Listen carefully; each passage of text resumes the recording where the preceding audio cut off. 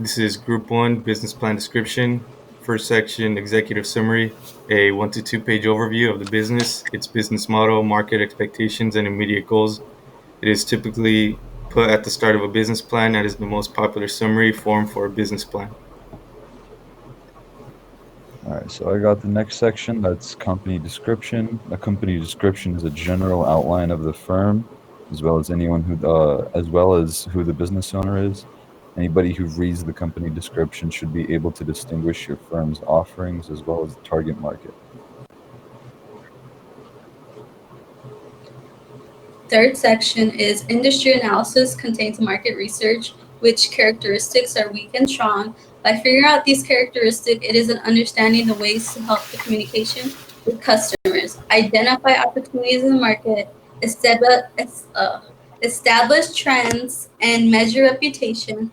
The analysis should go with the business plan when developing strategy to ensure success in a company and when pivoting a company into a new market. And in the fourth section is financial projections, which includes a summary table showing the financial results. It is essential to have financial reports and projections in order to understand what the returns may be. First, you get the right information of how much sales and profits um, you have received, and then you explain the assumptions you made, and finally, you give a source for each and every sale or profit that is written down. And on the side, it's basically like the income statements, like what are the profits and losses, the cash flow and its assumptions, like where's the money coming from and how we use it, and the balance sheet, which is what are the expenses during the startup process.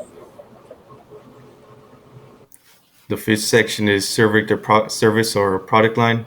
Section of the business plan where the service or product is introduced with detail includes pricing, product materials required, legal rights to product or service.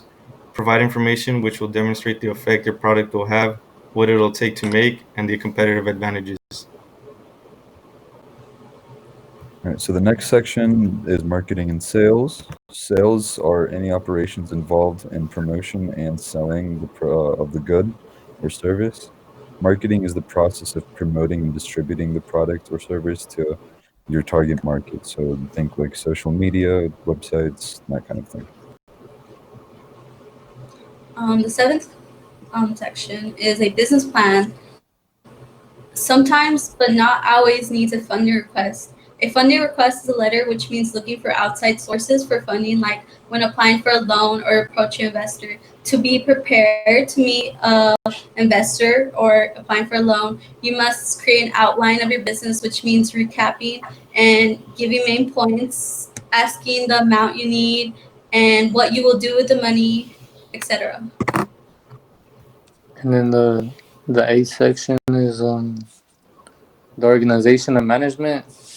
The organization involves the assurance to the customers that this product is exactly what they are looking for and that it will all come out according to how we perceive the product. And management involves the pursuit of planning ahead. And what is meant by this is that as soon as a business launches and the success rate increases, you will have to hire more managers, or else the load is gonna be too much to handle on your own, and eventually, like, you could fail a little bit, like sales might drop and all. And so, um, on the side, it's company description, which is like what is the mission statement and like finding legal structure, regulations, and intellectual property rights. The company, like, which is the ownership and structure, as well as the regulatory requirements.